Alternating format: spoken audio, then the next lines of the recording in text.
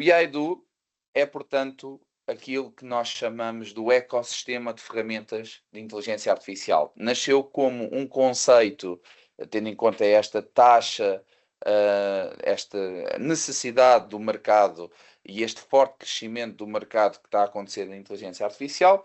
Houve aqui uma necessidade de centralizar numa plataforma um acesso equitativo, não só para os docentes, mas para os alunos e para os trabalhadores, os colaboradores, de um sistema, uma plataforma que fosse um ecossistema destas ferramentas.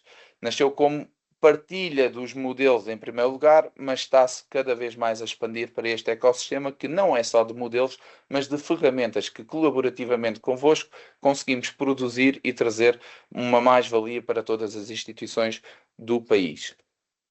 Portanto, está a transformar a forma como ensina, se investiga, se produz, e o nosso objetivo é então trazer aqui este acesso a estas tecnologias de inteligência artificial de forma equilibrada, segura e sustentável. Estes dois últimos é muito importante, principalmente na área da investigação, onde se investiga coisas bastante importantes e que é necessário ter esta componente segura e sustentável, mas também de forma aqui equilibrada. Eu depois já falarei aqui sobre estes dois pontos, nomeadamente na parte do RGPD. A gênese do IAEDU consiste essencialmente nestes três postulados aqui à direita, que é a convergência, a orientação e o movimento. Na convergência, pretendemos promover a convergência tecnológica e democratizar o acesso a serviços de inteligência artificial com os vários modelos de inteligência artificial. A orientação é algo que ainda estamos a trabalhar, não temos ainda já temos um plano, mas não temos nada integrável, algo para integrar, não é integrar que eu quero dizer, pronto, não consigo dizer neste momento, mas para orientar a literacia de inteligência artificial às instituições e transformar de forma inclusiva, segura e eficaz. Isto, no fundo, nós estamos a criar uma plataforma que é o docs.iaedu. Esta plataforma o que vai fazer é, não só vai ser uma guia para os docentes e para os alunos de como poderem utilizar a inteligência artificial, mas também orientar sobre tudo o que use case e como poder utilizar e tirar melhor partido desta plataforma. Movimento, ao adaptar, que é uma das grandes vantagens neste momento, que é ao adaptar a solução às necessidades institucionais, promovemos uma evolução contínua, impulsionando movimento e transformação. Isto é, quando me perguntam muitas vezes qual é que é uma das grandes vantagens face ao que está a acontecer no mercado atual, eu gosto muito de utilizar este objetivo, porque nós não estamos só hoje está difícil de dizer, de dizer esta palavra. Não estamos só a integrar, entregar. Consegui, fogo. O acesso de inteligência artificial, mas a evoluir esta plataforma, no fundo, conforme as necessidades das instituições. Portanto, estamos a ter muito feedback das instituições que nos dizem precisamos desta ferramenta a fazer esta especificidade, precisamos que alguma coisa aqui ocorra nesta área, por exemplo, da arquitetura, e nós estamos a tentar fazer desenvolvimentos em prol disso. Portanto, o logotipo representa muito o que é o IAEDU. No fundo, nós gostamos de dizer que é, no fundo, este catavento inteligente que promove, através da força da inteligência artificial, transformar a educação em Portugal.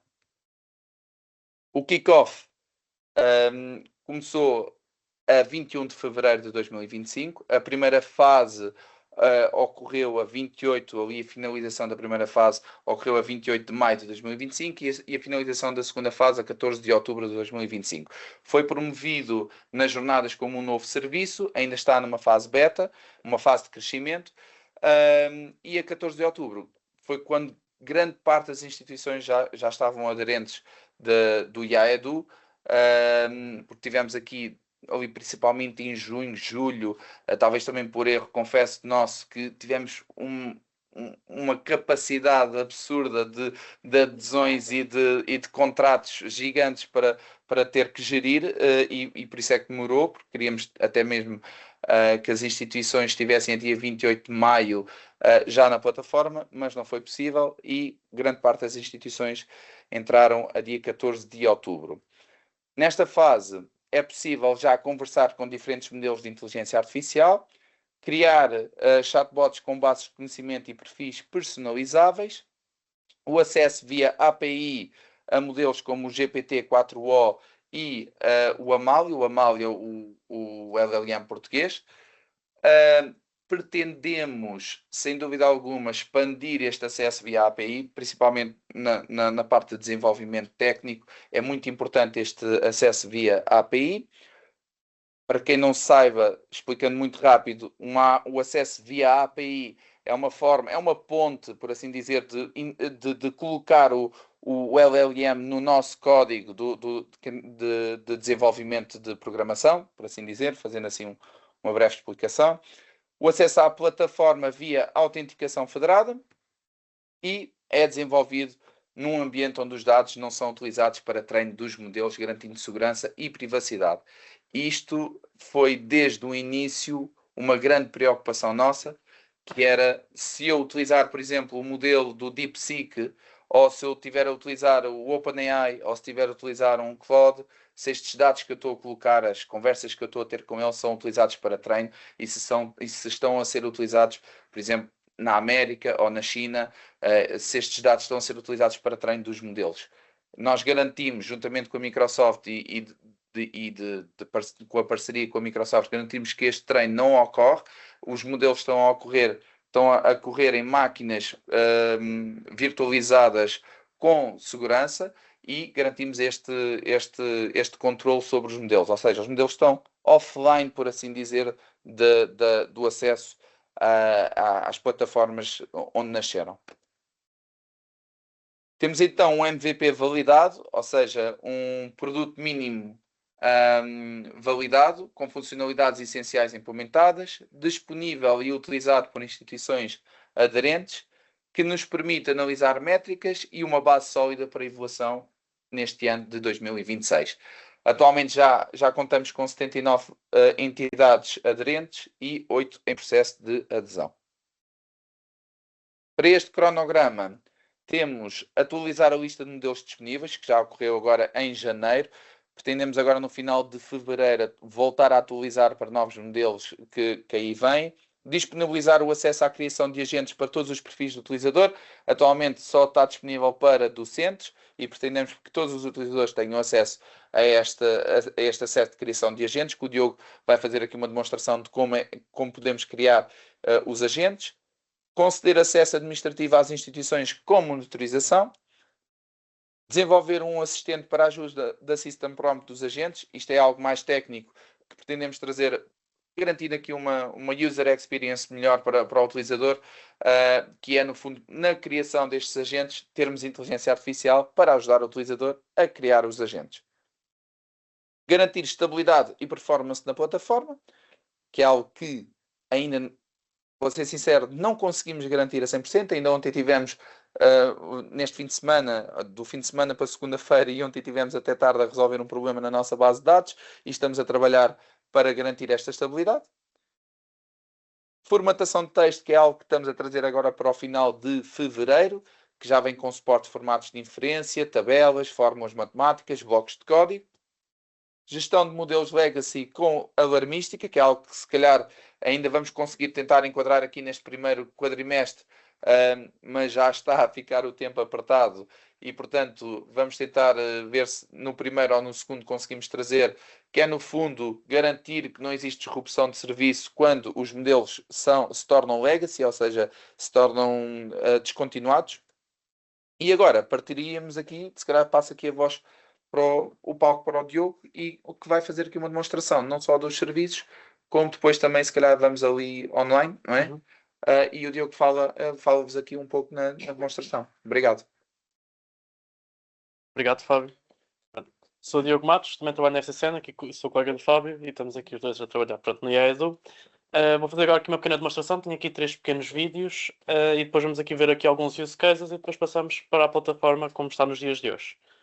Pronto. Estes vídeos estão um bocado atualizados em termos de modelos. Estes vídeos já foram gravados na altura em dezembro. Pronto. Então a plataforma está um bocadinho diferente quando nós fomos para a plataforma em live. Pronto. Assim que vocês entram no IAEDU, recebem esta página de bem-vindo. Logo aqui quando entram conseguem ver aqui os modelos todos que nós temos disponíveis. Neste caso era o GPT-4, o Mistral e mais 2 da OpenAI.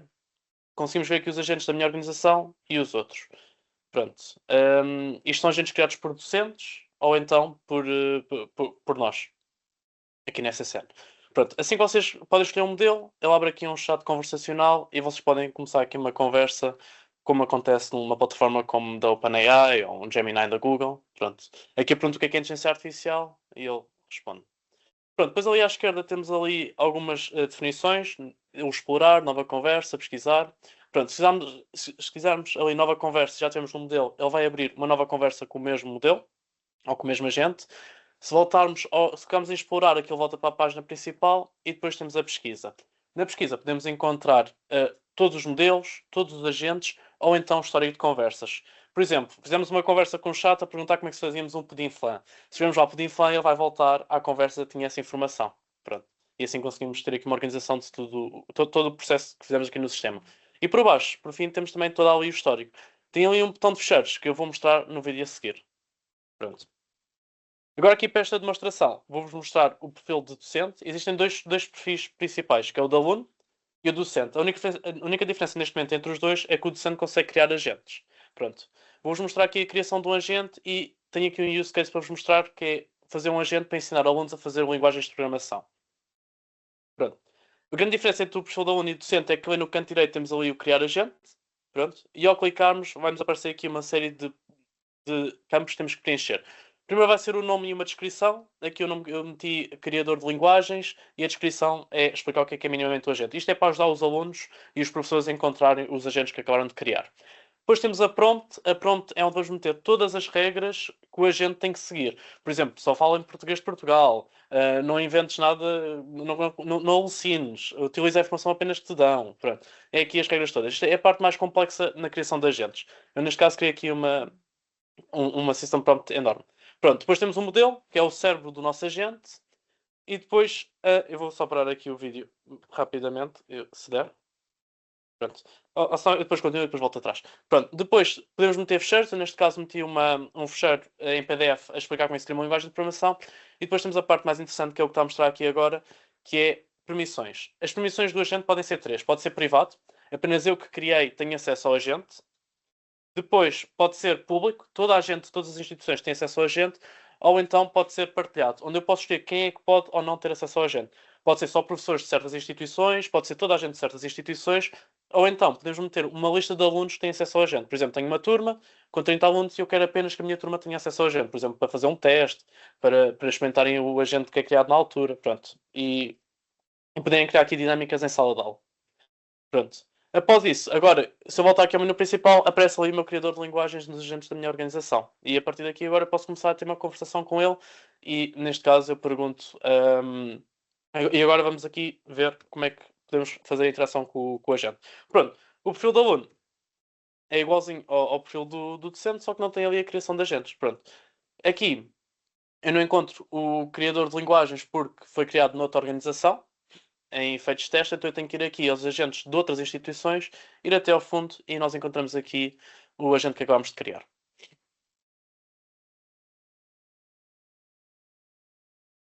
Pronto. E agora a partir daqui conseguimos comunicar e eu vou começar aqui a fazer perguntas. Olha, eu gostava de fazer a minha primeira linguagem de programação, quais são os passos que eu devo seguir? E ele vai dizer, então isso é uma boa, ótima ideia, vamos começar com, então tens que saber qual é que é o objetivo da linguagem, quem é que é o público-alvo, e depois eu pergunto, então, pronto, esqueça isso, eu quero quais são os passos que eu tenho que seguir? E ele diz, então primeiro tens que fazer um lexer, depois tens que fazer um parser, depois vais ter que fazer aqui qual é que vai ser o tipo de linguagem, pronto, e depois posso estar à frente e atrás e ele ajuda-me a fazer aqui a minha linguagem de programação. O sistema parece um bocado lento neste momento, mas é porque nós não temos o streaming tokens. Isto é o quê? Quando eu faço aqui uma pergunta, ele não vai-me respondendo. Ele pensa a resposta toda e envia de uma vez. Por isso é que às vezes parece demorar assim um bocado mais. Mas se fizéssemos as contas de tempo, isto comparando com o ChatGPT de uma OpenAI, dá mais ou menos o mesmo tempo. Pronto. E aqui ele está a mostrar os passos todos e eu podia agora começar a desenvolver em cada passo. Pronto, aqui alguns casos de uso. Vou-vos mostrar aqui 6 casos. Vamos começar aqui com casos internos criados internamente aqui na FCCN. O primeiro foi o chatbot da NAU. Isto foi um caso de uso para ajudar os nossos colegas da NAU a criar cursos. Eles têm reuniões onde estão a fazer brainstorm de cursos, depois pegavam nas atas dessas reuniões, colocavam neste chatbot e o chatbot começava a fazer perguntas, começava a dizer, olha, sobre esta informação tem aqui, talvez devias fazer estes módulos, tentar focar-te mais nestas perguntas e ajudava aqui a facilitar a criação de cursos. Depois tínhamos aqui o chatbot de recursos humanos. Isto era para ajudar as pessoas que acabavam de entrar na empresa a mexer com informação de recursos humanos, por exemplo, no sistema de picagens. Eu fui ao médico, agora tenho que justificar a minha ida ao médico. Como é que eu faço? Como é que eu faço a justificação? E a chatbot serve para isso. E por fim temos aqui o matching de CVs, que como o Fábio falou há bocado sobre o Ciência Vitae, isto aqui é a ponte que liga as empresas aos investigadores. Este é um chatbot que está ligado à base de dados do Ciência Vitae, a todos os CVs públicos do Ciência Vitae, e eu, como empresa, posso perguntar: olha, preciso de alguém que perceba de inteligência artificial e que perceba de deep learning. E a inteligência artificial vai ver todos os currículos e diz: olha, temos estes perfis, enquadram-se perfeitamente naquilo que tu queres. E depois tem um link direto para o Ciência Vitae, onde depois podem fazer o contacto e fazer aqui uma ponte entre empresas externas e os investigadores. Pronto, que temos aqui um exemplo. Preciso de alguém que perceba de bioestatística e depois encontrei uma pessoa que pode ser relevante para a tua pesquisa. Pronto, e está aqui o colega Belmir Duarte, que é professor aqui no Instituto Politécnico de Coimbra, e depois se eu quisesse ter aqui um contato com ele, pedir para ver o perfil completo do Ciência Vitae e começar a falar com ele. Pronto. Depois aqui casos de uso externo. Estes foram criados por instituições externas, onde nós não tivemos qualquer tipo de toque. O primeiro aqui é o Ready. Isto foi um agente para ajudar os alunos a conseguirem se organizar na sua vida académica, em termos de trabalhos. Eles aqui metiam todos os trabalhos que tinham e as datas, e então o agente dizia: olha, então tens de focar agora mais nesta parte, ou devias focar mais neste trabalho, que a data está quase a acabar. Pronto, e era aqui um complemento da sua organização do aluno. Depois tínhamos aqui o Sócrates Digital da Programação Orientada a Objetos, que era uma espécie de professor que ajudava os alunos a aprender programação orientada a objetos. Pronto, isto aqui um agente mais técnico. E por fim tínhamos aqui o Sr. Artur Castro, que é dos use cases mais interessantes que temos aqui neste momento, que é, isto é um case-based learning, isto foi feito em sala de aula na Universidade do Minho, onde eram alunos de enfermagem e tinham aqui o Sr. Artur Castro, que foi às urgências. Pronto, e tem uma mancha na perna. Só que é um paciente como outro qualquer. E depois o aluno vai passar pelo processo de triagem. Então, Sr. Artur Castro, o que é que traz aqui hoje? Estou aqui com umas dores numa perna, não sei o que é que se passa. E depois o aluno tem que fazer perguntas para tentar perceber que no final o Sr. Artur tem aqui uma necrose e que tem que ser tratado. Pronto. E depois, neste use case, o aluno também passa por outra gente que é uma enfermeira e, por fim, com um doutor para confirmar que é uma necrose. Pronto, estes são os nossos contactos. E agora vou-vos mostrar aqui rapidamente o sistema como está neste momento. Pronto. Não sei se já estão a ver. Pronto, perfeito. Pronto, neste momento o Edu encontra-se aqui com os novos modelos. Neste momento já temos aqui uma maior variedade. Já temos aqui a OpenAI com o 5.2. Temos aqui o DeepSeek. Temos já o Cloud e também o Llama da Meta. Pronto. Depois andamos aqui um bocadinho mais para baixo. Conseguimos aceder ao OpenAI GPT-4 por API e ao Amalia. Pronto, como o Fábio tinha referido. Algo que eu não mostrei nos outros vídeos seria aqui a parte dos fecheiros, onde os professores podem colocar aqui fecheiros. Por exemplo, aqui tenho os guias para criar uma linguagem de programação para os professores criarem os fecheiros para meterem nos seus agentes. Pronto. E foi esta a nossa apresentação. O que eu queria fazer aqui era aqui um pedido para todos os professores que estão a assistir, que é, se vocês tiverem casos de uso que queiram usar isto em sala de aula e não sabem bem como é que podem entrar em contato connosco e a gente tem todo o orgulho em ajudar e conseguir criar aqui uma ponte para começarem a aplicar a inteligência artificial no vosso dia-a-dia. Pronto. E é isso. Muito obrigado. Sim.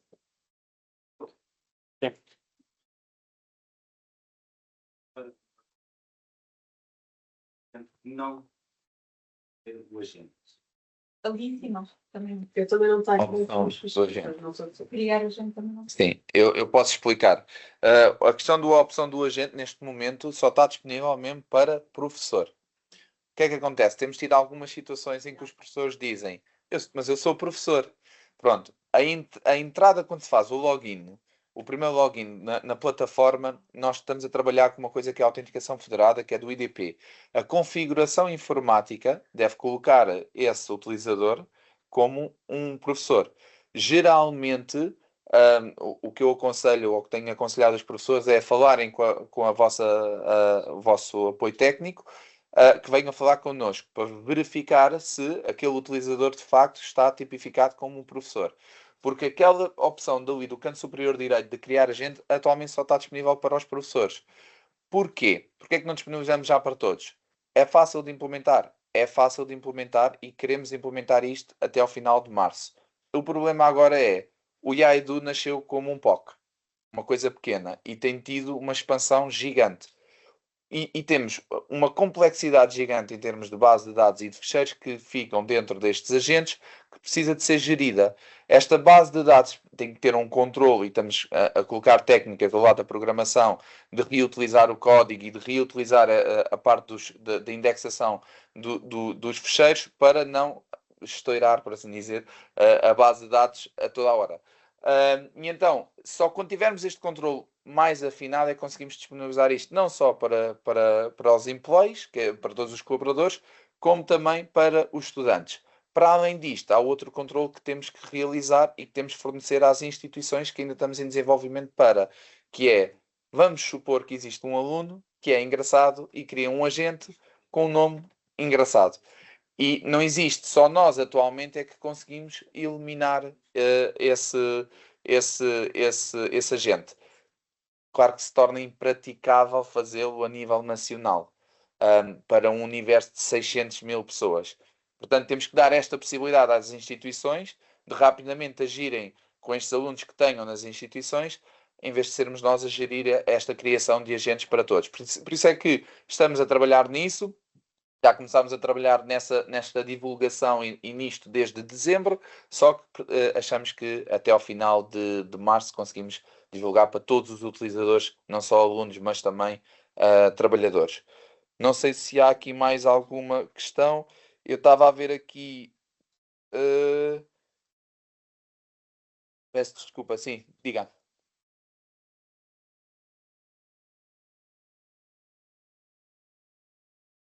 Sim, sim.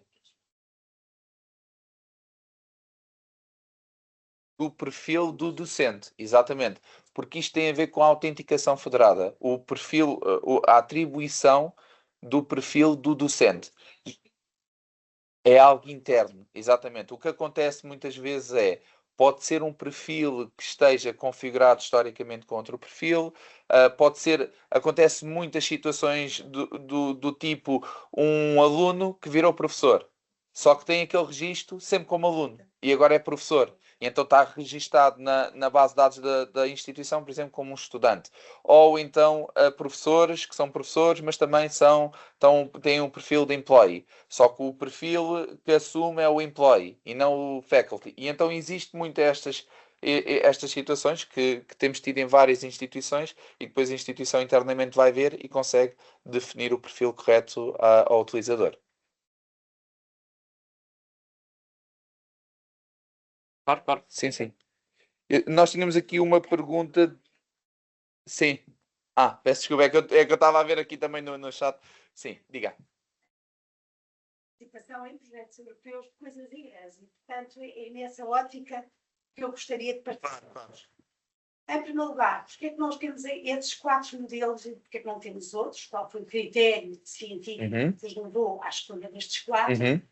Eu escolheria outros, e portanto, qual foi a base? Em segundo lugar, dizer da ótica do utilizador que gostei muito da parte da construção do agente, portanto, aí é que eu vejo a grande diferença, é poder construir um agente como professor, mas de facto, não é, como vocês bem sabem, nós temos todos pressa, e sobretudo quem trabalha nesta área das tecnologias, estamos muito de clicar e de já estar. quando nós optamos por um agente que está dentro daquilo que nós, que está em linha com a nossa profissão, entramos diretamente. E eu aqui tenho que entrar, tenho que entrar e depois entrar outra vez. Concordo. Jamais utilizaria desta forma. E vou-vos dar uma sugestão que penso que é muito gira, que nós já fizemos e tenho muito gosto em passar à Ana e à Dina e depois elas partilham convosco.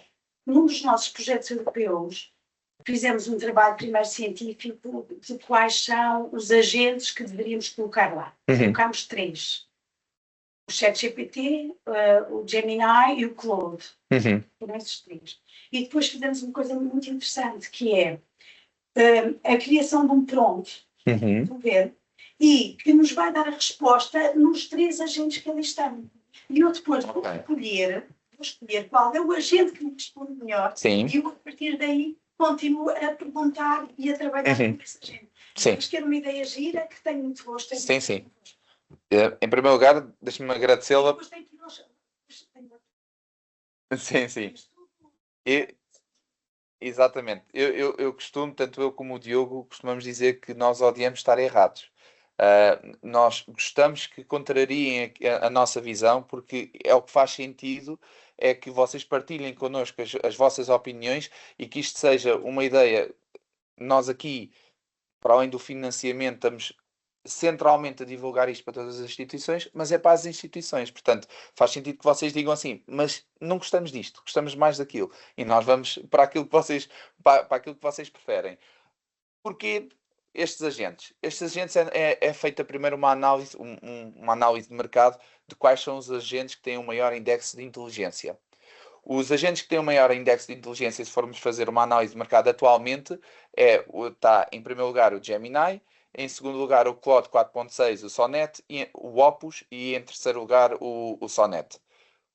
A divulgação destes modelos que estão aqui não é só com base nesta análise de mercado que é feita, que existem vários links, desde o LiveBench, basta pesquisar no Google que vai aparecer várias análises de mercado que é feita. As análises de mercado, algumas são inteligentes, algumas não são assim tão inteligentes, porque o que acontece é que existem vários testes que são pré-feitos, testes pré-feitos que são colocados para o modelo de inteligência artificial ir lá responder e consegue ter um índice de inteligência. Por exemplo, testes de programação, de matemática, de questões de literacia. Estes testes, algumas empresas o que é que começaram a fazer? Ok, já sabemos os testes, então vamos modificar aqui os pesos deste modelo para responder de forma correta a estes testes, que aldrabaram o sistema. Então o que acontece é que existem agora atualmente outras plataformas como o LiveBench, que o que faz é que coloca regularmente novos testes e testa estes modelos para perceber o índice de inteligência de cada um destes modelos. Os que disse, e bem, nós colocamos aqui estes porque estamos a utilizar uma plataforma da Microsoft, que é o Azure Foundry, e no Azure Foundry que é onde conseguimos garantir que estes modelos estão a funcionar de forma segura e privada e, no fundo, estamos um pouco, não, porque a plataforma é agnóstica, mas no fundo estamos um pouco limitados àquilo que a Microsoft for colocando aqui dentro desta plataforma. Eles têm muitos modelos já dentro desta plataforma, basta ir ver ao catálogo, tem 11.000 modelos, porque depois aquilo interliga com modelos de acesso aberto, mas temos muitos modelos que podemos explorar. Claro que os recursos humanos atualmente no IAEDU somos poucos, sou eu e o Diogo, e depois fazer a gestão destes modelos é complexo, porque o utilizador ir lá falar com este modelo da forma crua como ele está é uma coisa, mas nós, do nosso lado, depois temos que manipular este modelo para responder às perguntas do utilizador. Portanto, se o Diogo for ali, por exemplo, ao da OpenAI e perguntar quem é que ele vai dizer que és o Diogo Matos, e podes mesmo até fazer, ele vai perguntar, vai dizer que é o Diogo Matos, vai dizer que o agente é o GPT 5.2 que está a falar. Isto tudo é manipulado por nós, porque a forma como o agente trabalha, como o modelo trabalha, de forma crua, a gente temos que o manipular depois, porque não fazemos aqui um fine tuning, que é manipular os pesos. Pronto. Mas é por este motivo. Sim, sim. Em segundo lugar, relativamente à user experience, concordo perfeitamente com o que me disse. Isto inicialmente foi colocado desta forma. No final deste mês, pretendemos que essa forma, a meio de março, que isto mude.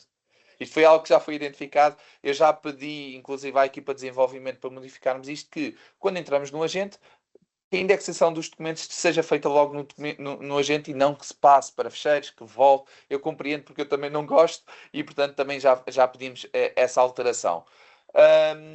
Em relação às tabelas, isso é bastante interessante, a das tabelas. Não é algo que tínhamos planeado, vou ser sincero.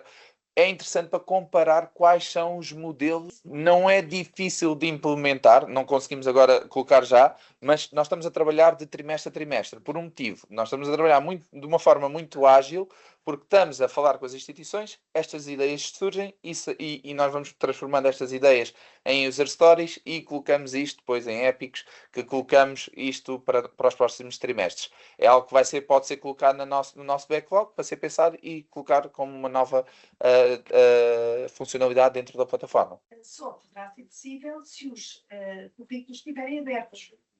Sim, Exatamente. sim, exatamente. Então, são apenas os currículos. Avancem, são tudo aquilo que nós também temos por partilhar, Sim. daqueles que utilizamos muito e que estamos também nestes projetos que nos ajudam. Muito obrigado. Muitos parabéns e tenho muita pena que não esteja aqui mais público. Não tem problema. A presença é uma coisa muito importante. Nós também temos, mas eu só Sim. queria, se não se importa, Uhum. só não é justificar, não é nada, é dar aqui uma ajuda. Em relação àquilo que o Fábio disse, à primeira resposta. O Fábio disse em relação à tua primeira questão, por causa, e que foi algo que também na vossa apresentação vocês referiram, que tem a ver com os cuidados do ponto de vista dos dados, ou seja, da questão da recolha dos dados, por a segurança daquilo que nós colocamos aqui. E nós, do ponto de vista institucional, enquanto instituições de ensino superior, isto é uma grande preocupação. Não arriscarmos, por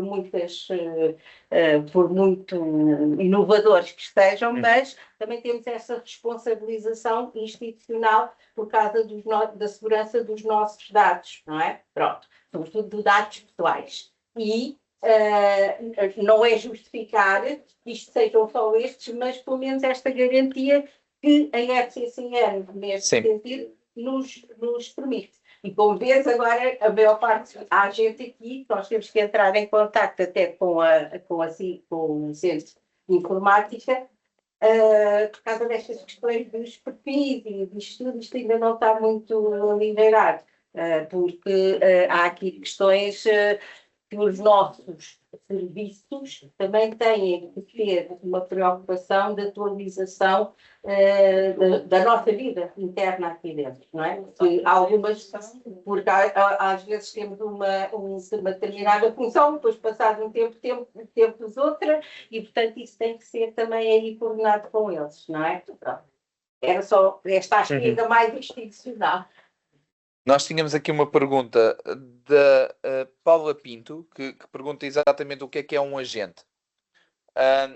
Isto é uma pergunta interessante, até do ponto de vista técnico. Isto porque a palavra agente, para ser muito honesto, atualmente se está a utilizar no mercado de uma forma errada. Quase todas as empresas estão a utilizar de uma forma errada. Porquê? Porque questões de marketing. É fácil de dizer que é um agente. Se formos para a parte da robótica e formos analisar a inteligência artificial, um agente tem um comportamento diferente de um chatbot. O que nós estamos aqui a entregar, no fundo, é um chatbot que lhe chamamos de agentes, mas são chatbots. E tudo aquilo que existe atualmente nas plataformas, seja da Microsoft, seja do ChatGPT, seja do Claude, quase todos eles são chatbots. Já começa a existir agentes. Qual é que é a diferença de um para o outro? Um agente é autónomo.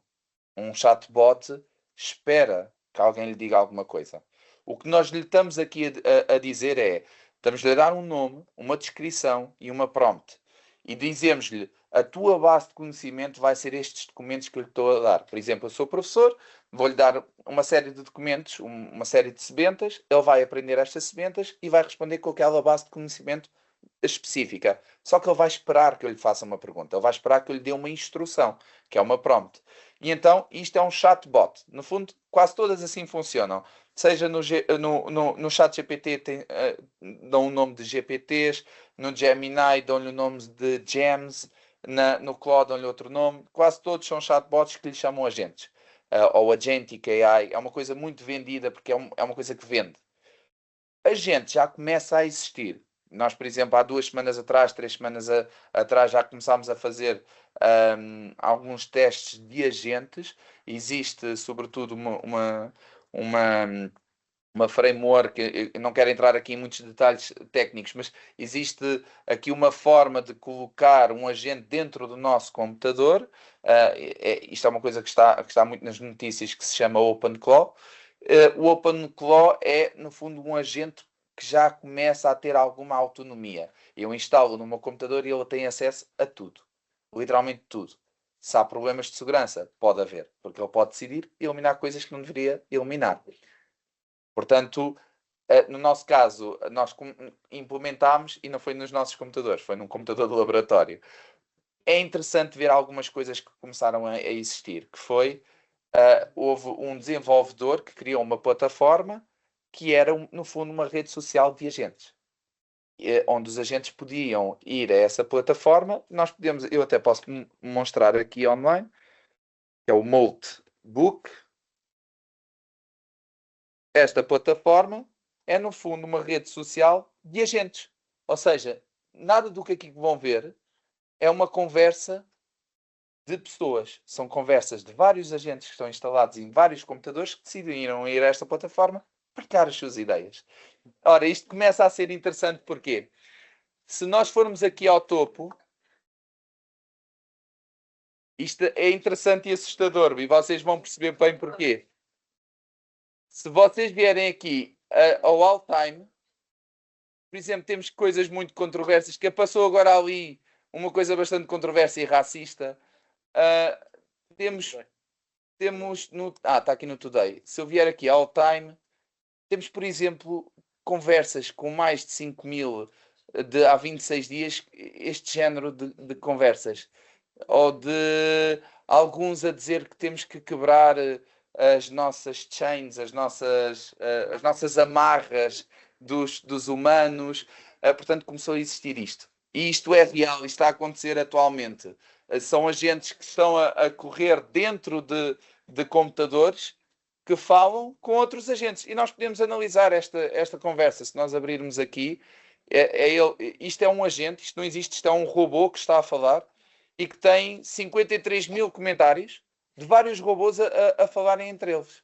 Portanto, estão aqui vários robôs que falam entre eles. Portanto, isto é um agente puro, é autonomia. É assustador, mas é interessante do ponto de vista científico também. Para quem gosta de inteligência artificial, como eu e o Diogo, nós achamos isto espetacular. Sim, basta só ir. A questão é, já existem algumas ferramentas, este Moltbook, e já existe hoje, começou a trazer na comunidade científica e de inteligência artificial muitos porquês e muitas coisas em relação de segurança, Sim. porque ele tem acesso a tudo, ele tem acesso ao computador todo, ele pode fazer o que ele quiser. E, aliás, ele tem acesso a coisas que nós não sabemos, se calhar nem nós humanos sabemos que temos, porque ele tem acesso ao computador, não é? E então eles começaram a partilhar este notebook, é fácil de colocar o agente a falar para esta plataforma, e começaram a existir várias. Não, isto é apenas um exemplo.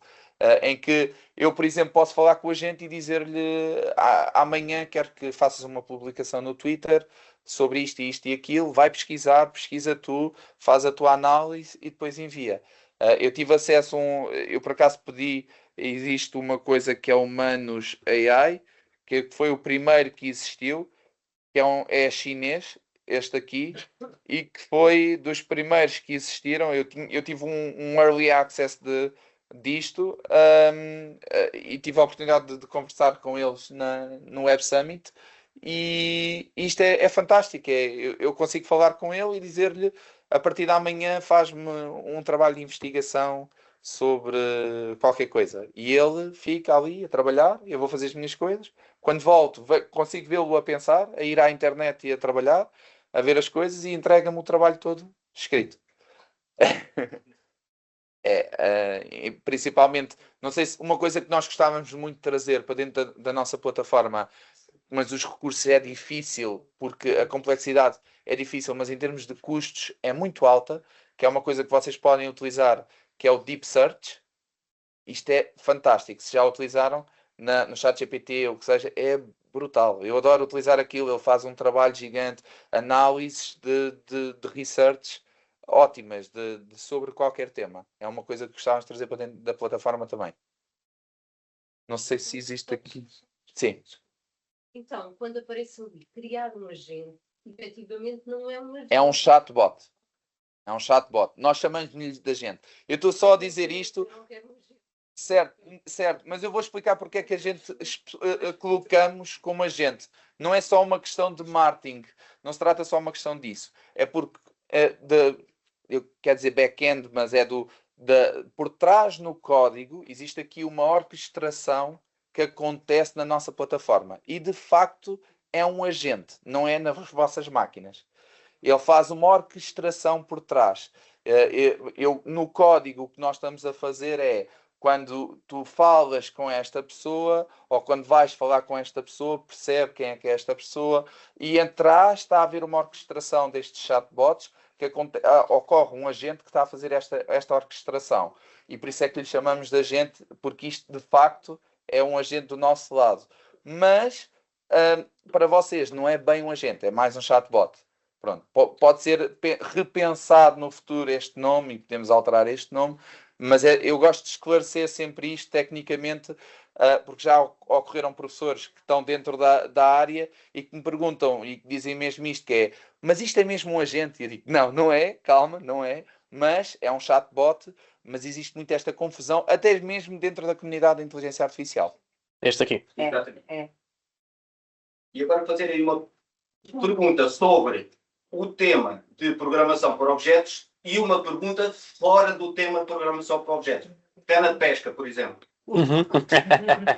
Ok, Então nós podemos começar com... vamos desafiá-lo. Exatamente. O que é programação orientada a Pode objetos? alucinar, é verdade. Vamos ver como é que ele Ele está pode construído. alucinar por um motivo, porque estes agentes nós não temos controle sobre estes agentes. É o próprio professor que o criou. Pronto. Eu perguntei o que é PO, que é programação orientada a objetos, pronto, e ele aqui, quando dizes PO, está a referir-te a programação orientada a objetos e faz aqui uma explicação do que é. Pronto, e agora vou perguntar, porque eu estou aqui curioso, qual É o melhor tipo de cana de pesca é a melhor cana de pesca? para apanhar bacalhau. Exatamente.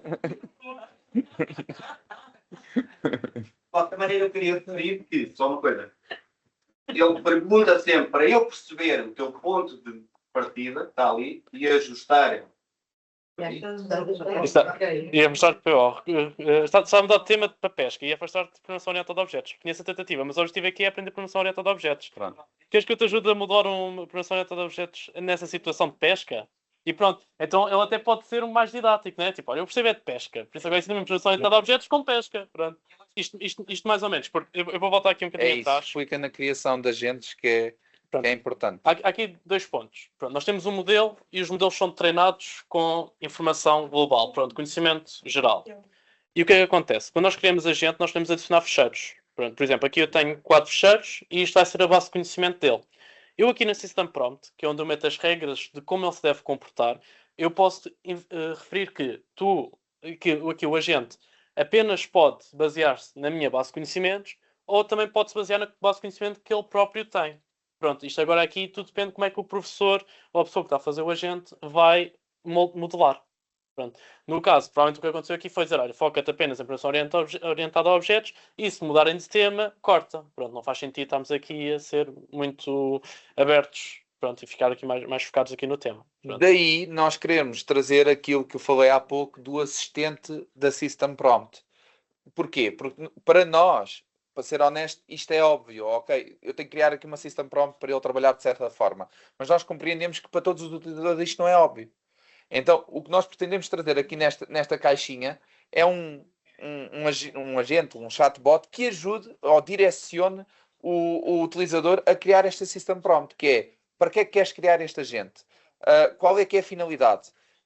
O que é que tu, coisas que tu não queres que o aluno ou que saia do espectro e então, ou do âmbito. E então, a partir disto, ele vai pegar nestas respostas e criar uma system prompt toda definida para o próximo agente.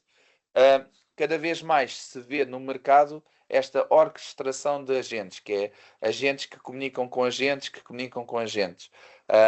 Quase como uma rede de agentes que vai obter resposta.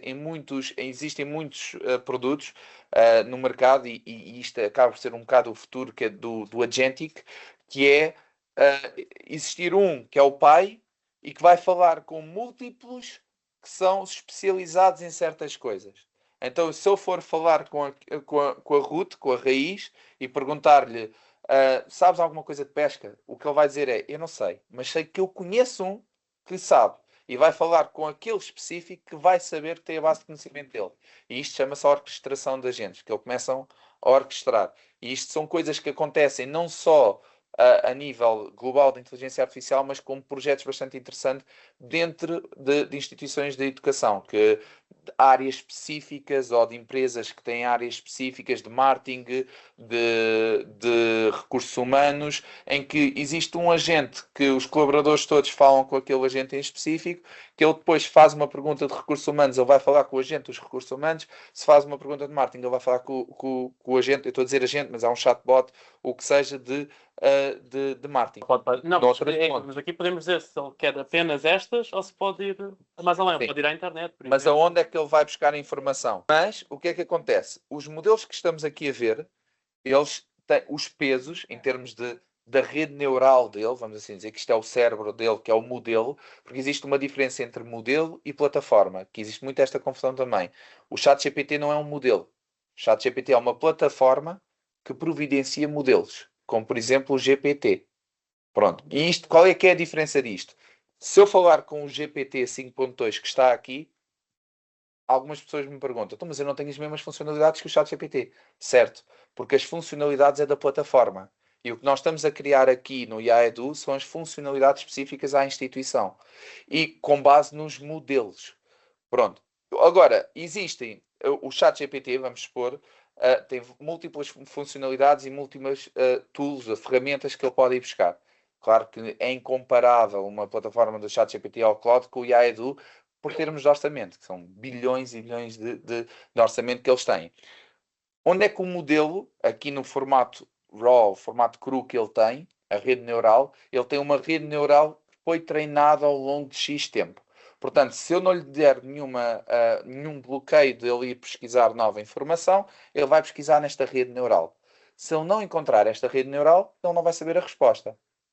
Por exemplo, se eu perguntar ao Claude, provavelmente, qual foi o último jogo do Sporting de há 2 dias atrás, podes fazer aí a pergunta qual foi o último jogo do Sporting de há 2 dias atrás, ou quando ficou o resultado, se perguntarmos aqui qual foi o último jogo do Sporting, ele provavelmente vai alucinar ou não vai saber responder, que é a rede neural dele que está a funcionar apenas.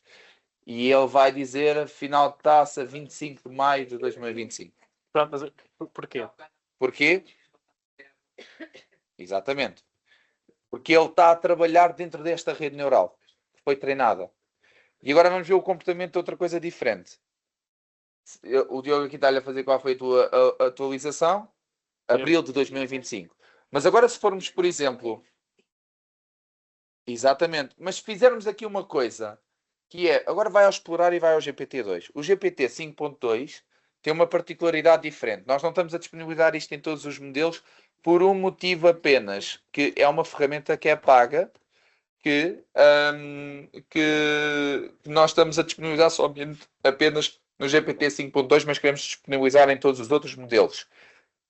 Se eu perguntar qual foi o último jogo do Sporting, vamos ver o que é que ele responde. Vamos ver se ele não alucina. Ele já me disse aqui que foi uma vitória com o Moreirense e vai-me dar aqui uma fonte. E se formos a esta fonte, clica lá na fonte.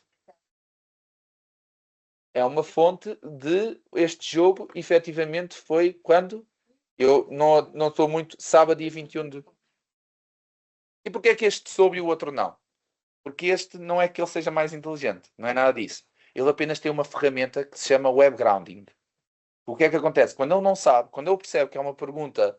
Ok, estás-me a fazer uma pergunta temporal. Uma coisa que foi de ontem, ou uma coisa de há uma semana, e eu fui treinado em 2025. Eu não sei responder a isto. Mas eu tenho uma ferramenta que está ligada a mim que me permite ir à internet pesquisar. E foi exatamente o que ele fez. Ele pegou e foi à internet pesquisar e deu uma fonte. Pode ser um misto delas as duas. Pode ter sido treinado. Aliás, pode ser várias coisas. Pode não só ser a própria instrução que não foi esclarecedora, porque nós muitas vezes comunicamos mal para o modelo. Pode ser a fonte que ele foi pesquisar não estar atualizada, porque a fonte que ele foi pesquisar, por exemplo, um decreto-lei qualquer, ele decidiu ir pesquisar um decreto-lei brasileiro. E não é português, porque nós não dissemos que era português. E então ele foi a um brasileiro e deu a resposta conforme no decreto-lei do Brasil. E então a fonte é errada, ou então pode nem sequer ter web grounding e foi pesquisar apenas na sua rede neural e entrou naquilo que se chama alucinação.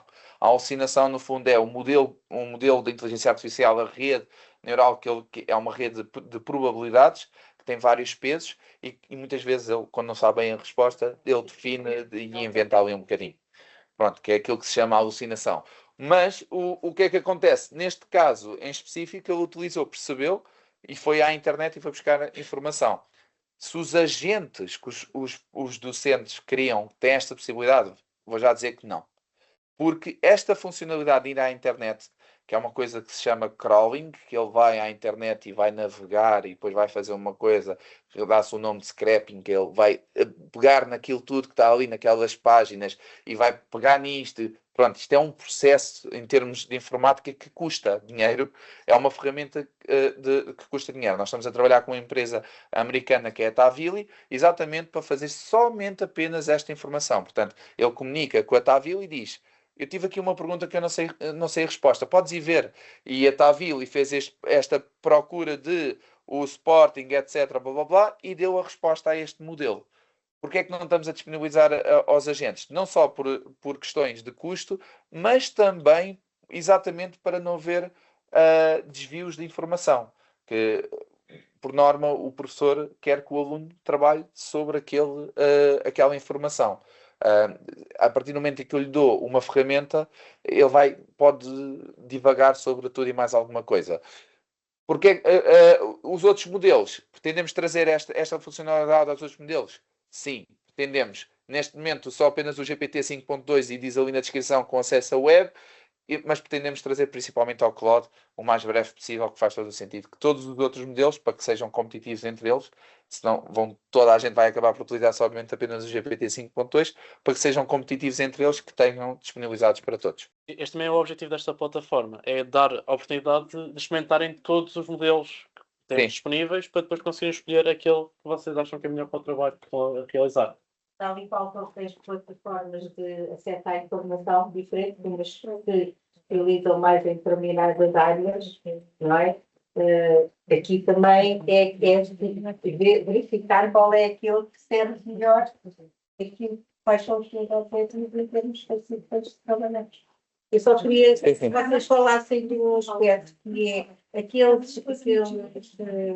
redes de comunicação disponíveis para todos, se critério é que utilizam, por exemplo, não são da minha organização, são os outros. Nós não temos qualquer tipo de... Não. E até o que acontece, já começa a haver aqui algumas coisas bastante interessantes. O da APA, que é um que vou utilizar, vou descobrir agora com os meus alunos. Sim. Vou pôr o serviço deles para preciso ver resposta. Sim. Há aqui já uns quantos que os professores foram criando e se formos ver, eu gosto muito deste do Bobby CBL, que é um cão mesmo, que fala connosco. Eu gostava de saber qual foi o professor que criou isto. Depois consigo ver. Mas isto está muito giro. Se forem falar com ele, e eu, a última vez que cheguei aqui, disse-lhe o Fuf, e ele ele não gostou muito, ele achou que eu estava a brincar com ele, que pronto. Ele não. Portanto, este Bob, eu gostava de saber de que faculdade é que o professor. Foi aí para Beja, pronto, mas está engraçadíssimo esta gente. Ele está a escrever. Isso agora era muito importante que fosse trabalhada por equipas multi, não é? Porque existem não sei quantas escolas de educação politécnicos, existem não sei quantas universidades, há algumas que já têm esses documentos, outros que não têm. O que eu acho que era muito importante é ver, já que estamos numa plataforma portuguesa, a visão que fosse aberta e que tivesse a visão do nosso Portugal, quer a nível de ensino superior, quer a nível de... Eu confesso que é uma ideia muito interessante e não se tinha pensado nisso. É muito interessante mesmo. O grande objetivo aqui é dar documentação, não só para utilizar a plataforma, mas também como utilizar a inteligência artificial para toda a gente. Quem já percebe, conseguir tirar ainda mais proveito. Quem não percebe, ser a porta de entrada. Sim, agradecemos. Muito obrigado. Nós, a única coisa que pensámos em termos de comunidade, pensámos em duas coisas. Um feature request, que é uma possibilidade de, se calhar, é difícil de nós pensarmos de forma nacional o que é que as instituições estão a pedir, mas basta haver um professor que diz: eu gostava que a plataforma fizesse isto, e os outros veem e dizem: eu também gostava, então vou lá meter um like, e nós conseguimos ter uma noção de quais é que são as funcionalidades que vamos priorizar em desenvolvimento. Isto era algo que queríamos trazer. A segunda coisa era trazer a comunidade para testar em termos de segurança. Porque existem N professores que são mais que em termos de cibersegurança, são super proficientes na área e que podem testar a plataforma, descobrir erros e informar-nos e serem os nossos beta testers, por assim dizer, de estarem integrados num programa que nos podem rapidamente alertar para certas coisas que podem ajudar toda a comunidade. Isto é outra coisa que também pretendemos fazer, que é um chamado VDP. Falando só aqui, só para vos demonstrar só algumas dos benchmarks, por exemplo, isto é um caso de uma plataforma onde conseguimos ver aqui os indexes de inteligência deles. Atualmente isto é atualizado regularmente. Atualmente, como eu estava a dizer, o Gemini 3.1 Pro está aqui com um index de 57%. Temos depois também aqui o speed, que é a resposta do output, que é a rapidez com que ele responde. E em termos de preço, o Claude é o que está mais caro atualmente. Portanto, quanto mais barato, o GPT-OS é open source, é aberto, e portanto por isso é que está aqui muito baixo. E depois viermos aqui mais abaixo, conseguimos ter este index um bocadinho mais complexo. Não só este é um index de inteligência geral, por assim dizer, mas depois podíamos ver os benchmarks que são feitos de coisas muito específicas, seja eles, este aqui é de alucinação, este aqui, o GPQA, se não me engano, tem a ver com matemáticas, reasoning científico, o Human Last Exam são respostas de humanos, por assim dizer, perguntas de cultura geral.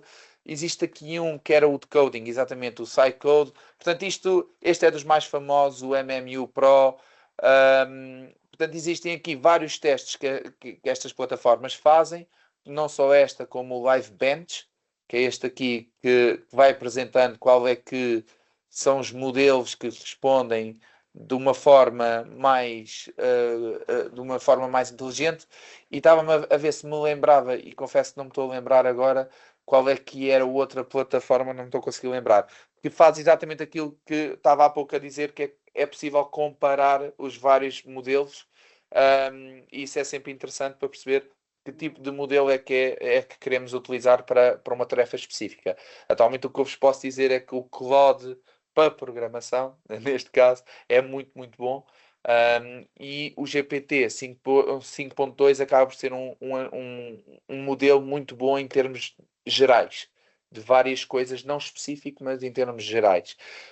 Depois já só ouviu falar que o DeepSeek, houve alturas que o DeepSeek, e eu aqui não, confesso que agora não sei dizer em concreto, mas eu sei que houve uma altura que o R1, que era o modelo anterior, era muito bom, era dos melhores a fazer respostas de matemática, era o que respondia melhor em termos de matemática, e o Llama 4 o Maverick é um modelo que foi criado pela Meta, mas é um modelo pequenininho. O que é interessante estar aqui? Porque ele ser pequeno, e isto é uma tendência que cada vez mais se está a ver no mercado, que é os chamados SLMs.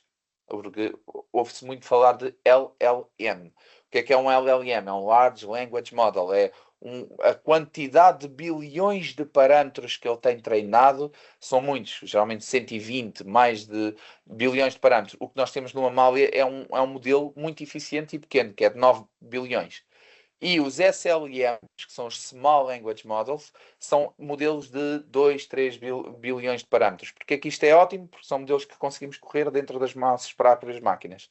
A responder, eu se chegar aqui a esta máquina e fizer aqui uns comandos, consigo instalar um modelo a correr dentro desta máquina, em que é um ambiente seguro. Ele não está a ir a nenhuma plataforma e está ali de forma segura a responder a todas as minhas questões. Só que para isto costuma, ou é necessário que seja um modelo muito pequenino, porque quanto mais bilhões de parâmetros, maior a capacidade ou a necessidade de processamento se tem para responder a certos e determinados modelos.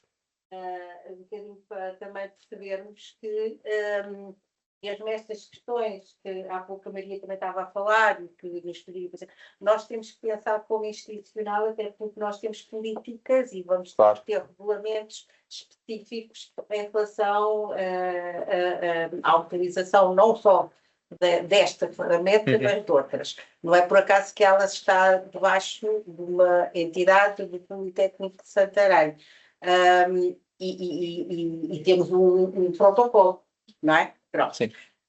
E eu estou a falar, não é que eu tenha a professora Ana, que é a coordenadora da unidade de ensino à distância e de inovação pedagógica, onde está esta plataforma, para fazer este contacto específico com a própria equipa. E nós, neste momento, a nível do Instituto, teremos que desenvolver algo que seja comum a todos, quer na utilização desta ferramenta, quer na utilização de outras ferramentas ligadas à inteligência artificial. É sempre bem-vindo, isso é que eu digo, é sempre bem-vindo as coisas que já se foram fazendo, mas vamos ter que encontrar aqui um ponto comum, um documento comum ou umas orientações comuns, e já que não temos essa possibilidade, como a Maria há bocadinho estava a dizer, e que seria bem-vindo a nível mais nacional, ou até mais. Mas como nós também temos legislação internacional que temos que seguir, fazemos sempre aí esse. Eu creio que para terminar eu vou-vos dar uns dados. Ok. É o seguinte, para assistir a esta informação que vocês nos passaram, quer online, quer presencial, foi feito um formulário para uma inscrição. E nesse formulário foi questionada sobre a utilização do IAEDU. Quem já tinha feito, quem já tinha utilizado, quem não tinha utilizado. Em termos gerais, cerca de 85, 86% das respostas não tinham utilizado, nem sequer tinham acedido à página do IAEDU. No entanto, na pergunta de gostaria de criar agentes, ao sim e ao não, responderam ao sim cerca de 90%. Não sei.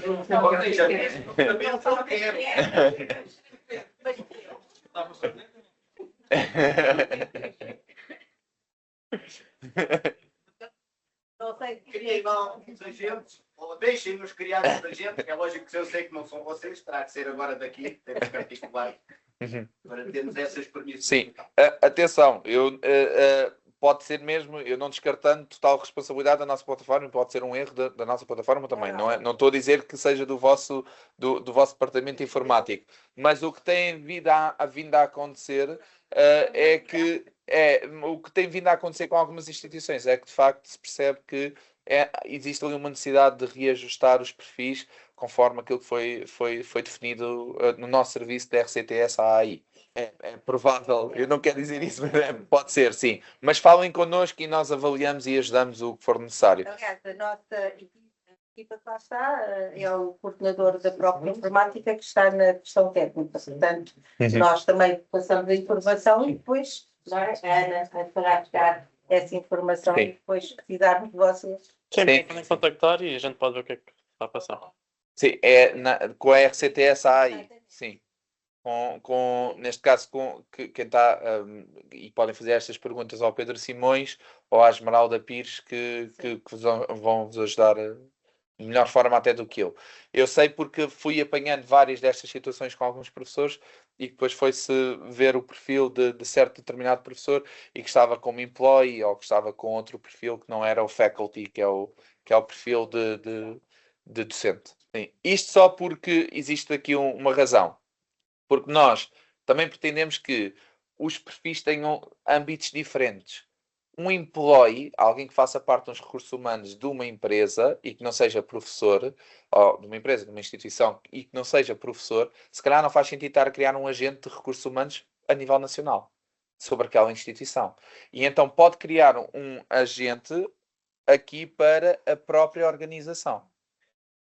E este âmbito é definido na criação do agente. O professor pode criar a nível público, para todos.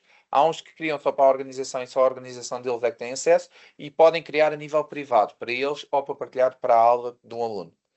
O employee já vai poder criar para a organização e para privado. E o aluno, neste momento, só vai poder criar para privado ou para partilhar esse agente. Porquê? Porque não faz sentido um aluno estar a criar para a própria organização e depois os administradores vão-nos dar na cabeça a dizer, pá, tenho aqui 20 alunos que estão a criar agentes com estes nomes que eu tenho que estar a vir aqui a eliminar e a bloquear e a própria governance disso não era impraticável, até mesmo para os administradores locais das instituições. Não sei se existe mais alguma. Sim, força. Não tem problema nenhum. Mas disse uma coisa que eu não percebi muito bem. Sim. Que era o caso do Maverick, um modelo. Sim. Que era um modelo pequeno, Uhum. conseguia pôr a correr aí dentro dessa máquina sem ele ir a qualquer plataforma. O que isso quer dizer? Ele não tem que estar ligado à internet para nos dar informação? Nenhum modelo tem. Que é aquilo que eu falei há pouco. O Claude, não está ligado à internet. É uma rede neural. Quando se vê os billions, aqueles parâmetros, que é uma rede neural, são parâmetros que são treinados. Inteligência artificial, fala-se muito de inteligência artificial, agora há cerca de 3, 4 anos. No fundo, o que surgiu foi esta Gen AI, foi a generativa, que surgiu aqui há poucos anos. Mas o que eu lhe posso dizer é que a inteligência artificial nasceu em 1953. Com o Arthur, não foi só com o Arthur Samuel, mas com o Turing, que já tinha feito os testes de Turing e já tinha feito tudo na Segunda Guerra Mundial. Pronto. O que é que acontece? Historicamente, a inteligência artificial tem vindo a evoluir. Primeiro nasceu o que se chamaria em 1956 com a reunião de Dartmouth que eles fizeram lá na altura, que reuniram-se todos e deram este nome do que seria a inteligência artificial. Pronto, em 59, depois o Arthur Samuel começa a fazer umas brincadeiras de jogos de xadrez, em que eles começam a colocar um robô a competir com um humano. Depois, mais tarde, ainda há pouco se falava na hora do almoço estávamos a falar disto, que existiu depois um modelo que foi capaz de ganhar o campeão na altura, que era um campeão russo, exatamente. E isto foi evoluindo com o tempo. Portanto, os parâmetros com que aquele modelo foi treinado, que neste momento passou de inteligência artificial para uma coisa que era o machine learning, e depois havia várias formas da máquina aprender. Havia uma forma que era quase como dar uma bastonada, que era o reinforced learning, que era ele ia por um lado, errava, nós dizíamos, estás errado, perdes pontos. Se ele fosse por outro lado e fosse correto, nós, acertaste, ganha um ponto, toma lá o biscoito. E ele aprendia e reaprendia ao longo do tempo. Este machine learning foi coisas que foram implementadas há muitos anos e estão implementadas nas nossas redes, dos routers, switches, tudo isto funciona com machine learning que percebe o que é que está a acontecer e vai agir sobre modelos de previsão, o forecast, tudo o que seja de meteorologia, tem tudo modelos de inteligência artificial a correr anteriormente. Só depois aí, em meados de 2008, 2011, se não estou em erro, surgiu uma coisa que se chamam a Deep Learning, que é esta rede neural. O Deep Learning tornou tudo muito mais complexo. que ele tem a capacidade de reajustar os seus pesos de conhecimento através das suas camadas e vai pelas suas camadas. Portanto, se tivéssemos falar de inteligência artificial, era inteligência artificial, dentro da inteligência artificial, machine learning, ao lado estaríamos uma coisa que seria o deep learning, que era outra sub. Ainda depois poderíamos falar de outra coisa que tem a ver com o NLP, que é a forma como ele aprende linguagem humana. Como é que uma máquina percebe o que é uma linguagem humana? Como é que ele percebe se eu falar aqui português ou se eu falar inglês, ele adapta-se rapidamente? Que são bases de conhecimento que essas máquinas têm, e no meio disto tudo surge a Gen AI, que vem depois, eu não quero estar a dizer datas em concretas, mas aí por volta de 2009, 2010, com uma coisa que uma senhora desenvolveu, que é o ImageNet. O ImageNet, se não estou em erro, que é uma base de dados gigante de imagens, que o que é que ela fez? Que ensinou a máquina, quando vis esta imagem, isto é um gato. Quando vis esta imagem, isto é um cão. E ele consegue perceber, ok, agora isto é um cão, e se eu lhe fizer uma imagem assim meio misturada, ele não consegue bem perceber o que é, e foi aprendendo ao longo do tempo. E com isto, começou-se a surgir, foi os primeiros passos que se começou a surgir para a Gen AI, que é esta, com a mistura do NLP e isto tudo, começou a surgir esta Gen AI. Pronto. Ele não precisa nunca de ir à internet buscar conhecimento. Ele tem este conhecimento todo. Os billions que estão ali são aqueles Bs que nós vemos quando vemos GPT-OS, aqui ainda há pouco estava, GPT-OS 120 billions. Este aqui, 120. E há uns que, se formos a olhar, eles dizem mesmo, se calhar estes agora já não dizem tanto, mas há uns que dizem quantos parâmetros é que eles têm mesmo. Este aqui tem 20 billions, por exemplo. Isto tudo são bilhões de parâmetros que a rede neural foi treinada. Ele aprendeu como é que aquilo funcionava. Ele aprendeu, sabe responder a estas perguntas disto. Só que vai haver coisas que ele não sabe responder. Por exemplo, como é que teve o tempo de ontem? Porque ele foi treinado em abril de 2025, como o Claude. E ele não vai saber responder como é que foi o tempo de ontem de 2026. E é aí que ele vai utilizar as tools e as ferramentas, como por exemplo a internet. E é por esse motivo que modelos pequenos, de 3 bilhões de parâmetros, existem vários. Um dos mais famosos até é da Qwen, que é do Alibaba. Eles desenvolveram um modelo de 4,5 bilhões de parâmetros que dá para rodar numa máquina local, com uma placa gráfica, em que ela tem, com aquela capacidade de parâmetros, ele responde muito bem, tendo em conta o conhecimento dele. Porque depois aquilo é muito complexo, mas depois aquilo é afinado, os pesos. Existe uma complexidade muito grande que nem eu próprio sei responder à volta depois do fine-tuning, deste tuning dos modelos e do conhecimento deles. Portanto, ele não precisa estar ligado à internet. É uma rede neural que assim funciona. Aqui o GPT-5, que tem acesso à web, também não está ligado à internet. O que ele tem é uma ferramenta especial onde ele liga, olha, preciso receber esta informação da internet. E vai lá buscar, mas ele também roda offline e também não precisa estar ligado à internet. Está tudo? Pronto, agradeço a todos. Muito obrigado pela vossa presença e à presença daqueles que estão online. Muito obrigado.